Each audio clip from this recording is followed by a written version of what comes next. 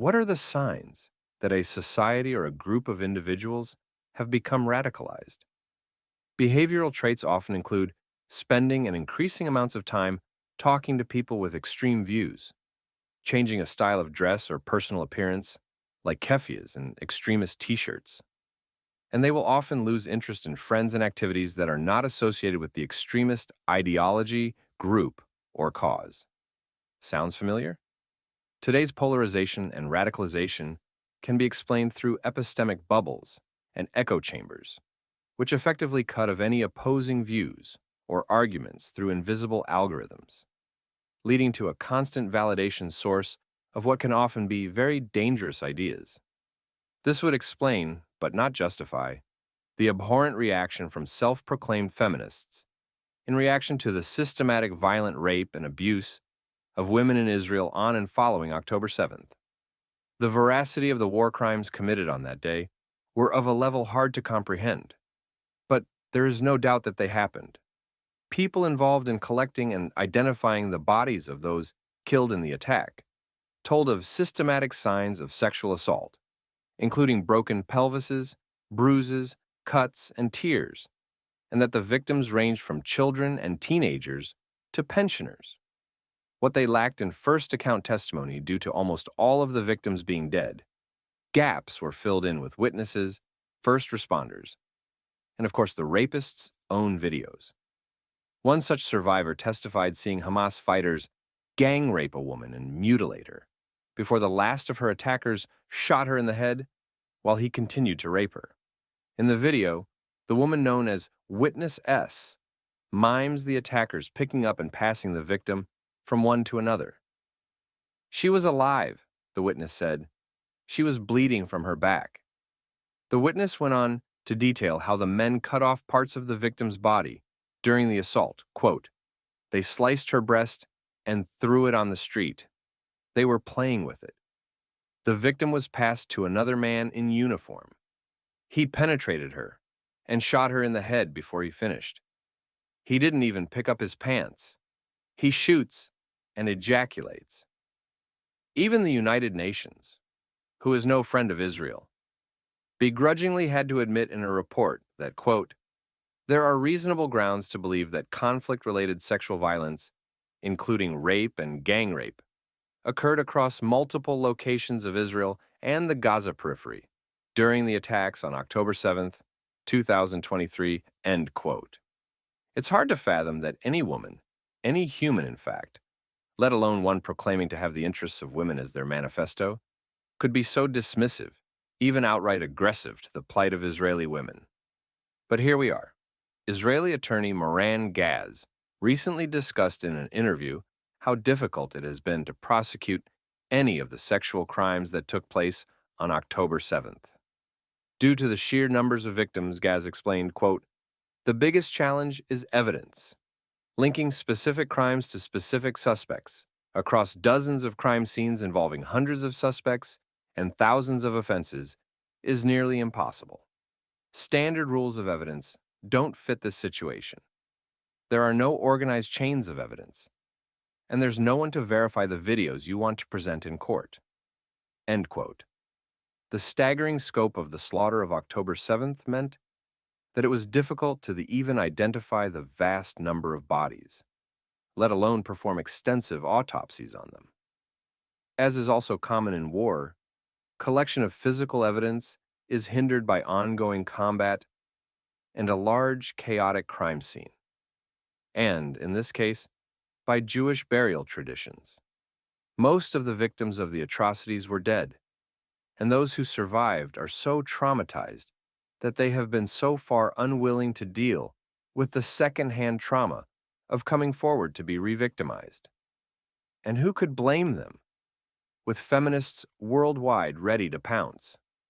Despite the mountains of evidence and reports to the contrary, feminist influencers, hordes of other progressives, repeatedly distorted, misquoted, or simply denied the words of both the victims, first responders, the United Nations, and Moran Gaz, with self-righteous, smug indignation. In response to Gaz's interview, Australian feminist activist Clementine Ford gleefully reposted a story claiming, quote, "No rape allegations filed in October 7th case," Israeli prosecutor admits. Ford's comment? "And there it is," she wrote on social media. "How smart and victorious you must feel, Clementine Ford. So self-righteous and smug in your confidence to shove it to those Israeli women. Did your feminist senses start tingling with joy when you typed in that ripper statement?" Except she is wrong. Women were raped, abused, and mutilated. But instead, what we have is so-called feminists' repugnant prevarication and denial of some of the most horrific degradation and sexual violence perpetrated against women in modern times.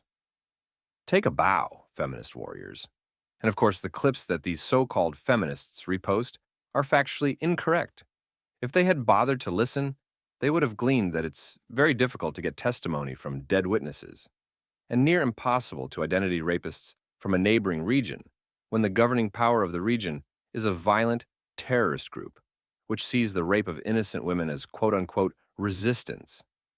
But these so-called feminists either don't care about the truth, or they have become so entrenched in their own confirmation bias that reason, research, or even a smidge of empathy for someone outside their bubble has become impossible. Constance Hall is another Australian woman who has built a successful platform on the back of feminism. Yet Hall, too, has fallen victim to extremist propaganda rife on social media. Hall proudly reposted an Instagram post which stated, quote, "The October 7th mass rape has been proven to be a hoax after 15 months. Unfortunately, Hall, too, failed to read past the catchy headline. It never stated any such thing. What it did say is that it's hard to file an allegation if you can't identify the perpetrator. And where should they file the said allegations? With the Palestinian Authority? With Hamas? I guess not all women who wear feminist tees are actually feminists." Magdalena Wojciechak, a professor of communication at the University of California, when discussing the dangers of radicalization from echo chambers, explained, quote, "It makes you more extreme or polarized. It reinforces your attitudes. It also reinforces your sense of belonging to this group, and it reinforces your negativity and hostility toward other groups. You think you're the legitimate one, the good one, the virtuous one. The others are evil." End quote. Propaganda through social media is being used as tool to demonize and victimize the victims, and influencers are the conduits used to spread the hate and lies. So, what responsibility do these so-called influencers, with hundreds of thousands of followers, have to tell the truth? Clementine Ford a few days ago posted an image of a child amputee with the caption, "Videos like these are why I cannot tolerate Zionists whining about their right to be shown compassion." Except the video had nothing to do with Gaza, and even less to do with Zionists. This beautiful child is from Brazil and was born without his limbs.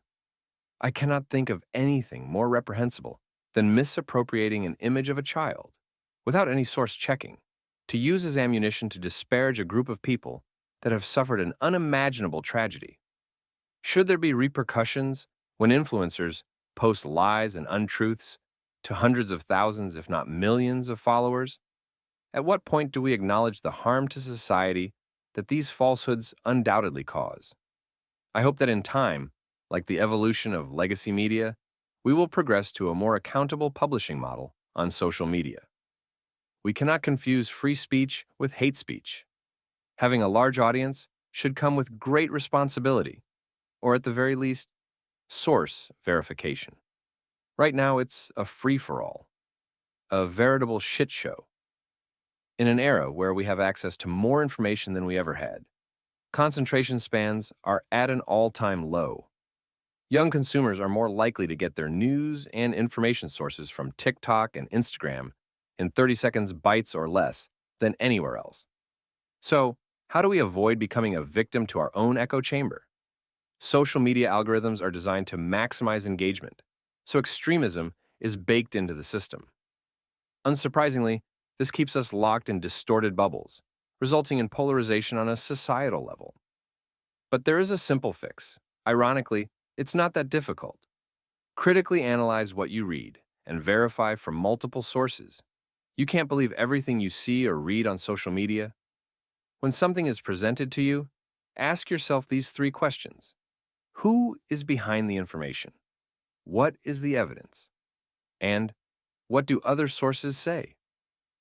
Maybe, just maybe, you will stop yourself from falling into a deep pit of hypocrisy with your self-aggrandizing, baseless, and reckless posts that vilify and denigrate the exact same group of female victims that you profess to stand for. Just a thought.